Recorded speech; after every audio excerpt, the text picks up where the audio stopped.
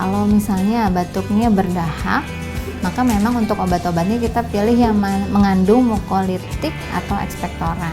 Apabila batuknya jenisnya batuk kering, ya batuk kering biasanya terjadi pada common cold misalnya ya, flu biasa atau bisa juga disebabkan misalnya karena radang tenggorokan. Nah, sebetulnya untuk penyakit virus seperti common cold atau tonsilfaringitis akut yang disebabkan virus, dia self-limiting sebetulnya, akan membaik sendiri. Bila batuknya disebabkan oleh asma atau orang-orang biasanya menyebut batuk alergi, dia memerlukan pemberian obat inhalasi.